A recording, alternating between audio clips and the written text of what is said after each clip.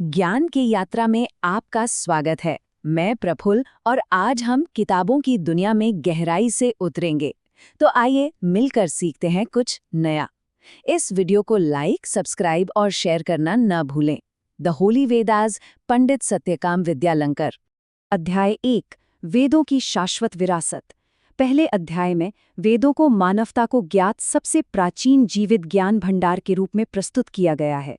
विद्यालंकर इन्हें केवल शास्त्र नहीं बल्कि ब्रह्मांडीय रहस्योद्घाटन बताते हैं। प्राचीन ऋषियों द्वारा उच्च चेतना की अवस्था में प्राप्त अंतर्दृष्टि।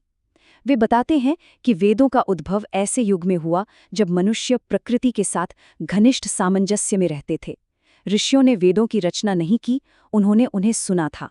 इसीलिए श्रुति, जिसे सुना जाता है, शब्द का प्रयोग किया गया है।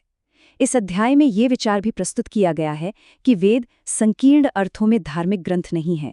वे एक सार्वभौमिक ज्ञान प्रणाली है जिसमें निम्नलिखित विषय शामिल हैं: ब्रह्मांड विज्ञान, नीति, अनुष्ठान विज्ञान, मनोविज्ञान, संगीत, दवा, सामाजिक संगठन। विद्यालंकार इस बात पर जोर देते हैं कि वेद भारतीय सभ्यता की जड़ हैं, जो व्याकरण से लेकर शासन तक हर चीज को प्रभावित करते हैं।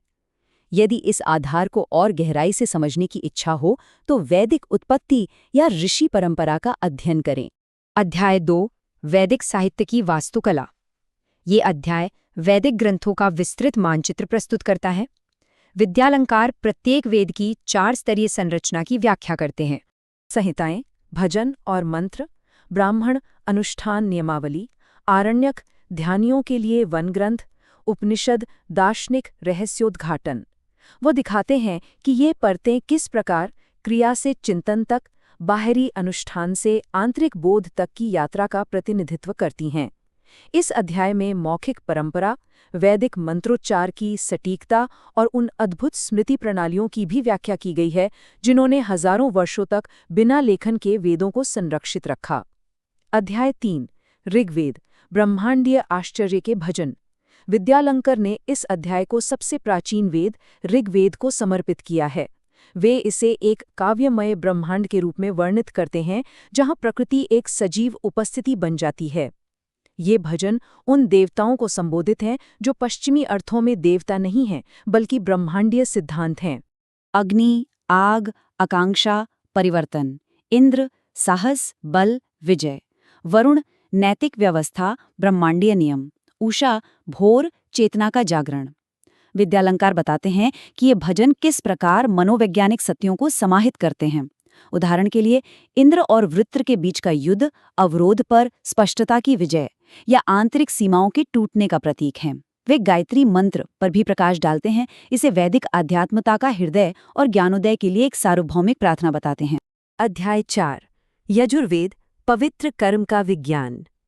ये अध्याय यजुर्वेद का अन्वेषण करता है, जिसे विद्यालंकार अनुशासित कर्म की नियमवाली कहते हैं। वे समझाते हैं: यज्ञ, बलिदान का दर्शन, अनुष्ठानिक सटीकता की भूमिका, प्रसाद का प्रतीकात्मक अर्थ, अनुष्ठानिक अनुशासन का मनोवैज्ञानिक प्रभाव। विद्यालंकार का तर्क है कि यज्ञ देवताओं को प्रसन्न करने के बारे में नहीं है, बल्कि मानव जीवन को ब्रह्मांडीय व्यवस्था के साथ जोड़ने के बारे में है। वो यजुर्वेद के विचारों को आधुनिक जीवन से भी जोड़ते हैं: अनुशासन, इरादा, कृतज्ञता और सही कर्म की नैतिकता। अध्याय 5, सामवेद, ब्रह्मांड का संगीत। विद्यालंकार सामवेद को धुन का वेद, भारतीय शास्त्रीय संगीत का स्रोत बताते हैं। वो समझाते हैं: ऋग्वेद के श्लोकों को संगीतबद्ध मंत्रों में कैसे बदला गया। 7 स्वरों की खोज, यह विश्वास कि ध्वनि कंपन चेतना को प्रभावित करते हैं। आंतरिक सद्भाव पैदा करने में सामगान की भूमिका। यह अध्याय आध्यात्मिकता को सौंदर्य शास्त्र के साथ खूबसूरती से मिलाता है। यह दर्शाता है कि आधुनिक ध्वनिकी से बहुत पहले ही वैदिक ऋषियों ने ध्वनि की शक्ति को समझ लिया था। अध्याय 6, अथर्ववेद, जीवन और कल्याण के लिए ज्ञान। विद्यालंकार अथर्ववेद को चारों में सबसे मानवीय और व्यवहारिक कहते हैं। यह संबंधित है उपचार, जड़ी बूटियां और चिकित्सा सुरक्षा, सामाजिक सद्भाव, दैनिक कल्याण, प्रारंभिक मनोविज्ञान। वे बताते हैं कि कैसे अथर्ववेद के भजन आम लोगों की चिंताओं को दर्शाते हैं, स्वास्थ्य, समृद्धि, रिश्ते और नुकसान से सुरक्षा। यह अध्याय वेदों को केवल एक आध्यात्मिक दर्शन नहीं बल्कि एक संपूर्ण जीवन प्रणाली के रूप में दिखाता है। अध्याय 7 वैदिक प्रतीकात्मकता को डिकोड करना। यह बौद्धिक रूप से सबसे समृद्ध अध्यायों में से एक है। विद्यालंकार बताते हैं कि वैदिक भजन कैसे उपयोग करते हैं। रूपक, दृष्टांत, प्रतीक, व्युत्पत्ति, निरुक्त। वे दिखाते हैं कि कैसे वेद कई स्तरों में बोलते हैं: शाब्दिक, प्रतीकात्मक, मनोवैज्ञानिक और आध्यात्मिक। उदाहरण: अग्नि, आग प्लस आकांक्षा। सौम्य है, अनुष्ठानिक पेय प्लस उच्च चेतना का आनंद। उषा, सूर्योदय प्लस आंतरिक प्रकाश का जागरण। विद्यालंकार का तर्क है कि प्रतीकवाद को समझे बिना वेद आदिम लगते हैं, प्रतीकवाद के साथ वे गहरा दर्शन बन जाते हैं। अध्याय 8 वेदों की नैतिक और दार्शनिक दृष्टि। यह अध्याय वैदिक विश्व दृष्टि को मूल सिद्धांतों में सारगर्भित करता है। ऋत ब्रह्मांडीय व्यवस्था, सत्य, धर्म, सही जीवन, श्रद्धा, आंतरिक विश्वास, मोक्ष, मुक्ति। विद्यालंकार दिखाते हैं कि कैसे इन विचारों ने बाद के भारतीय विचारों को आकार दिया। योग, वेदांत, बौद्ध धर्म, जैन धर्म और यहाँ तक कि आधुनिक भारतीय नैतिकता भी व आत्मा यानी आत्मन और निरपेक्ष यानी ब्रह्मण के वैदिक दृष्टिकोण की भी व्याख्या करते हैं, जो उपनिषद दर्शन की नींव रखता है। अध्याय 9 वैदिक समाज, सद्भाव, कर्तव्य और मानवीय मूल्य। विद्यालंकार ने वेदों के सामाजिक जगत का पुनर्निर्माण किया। परिवार एक पवित्र इकाई के रूप में, शिक्षा एक आजीवन चलने वाली प्रक्रिया है। महिलाएं विद्वान, कवयित्री और शिक्षिका के रूप में। सामाजिक कर्तव्य जन्मजात योग्यता पर आधारित होते हैं, जन्मजात योग्यता पर नहीं।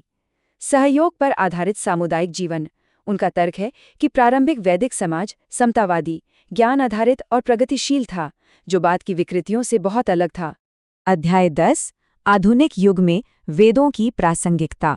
अंतिम अध्याय वेदों को पुनः खोजने की एक भावुक अपील है। विद्यालंकार का तर्क है कि वैदिक ज्ञान प्राचीन काल की यादें नहीं है, बल्कि ये कालातीत मार्गदर्शन है।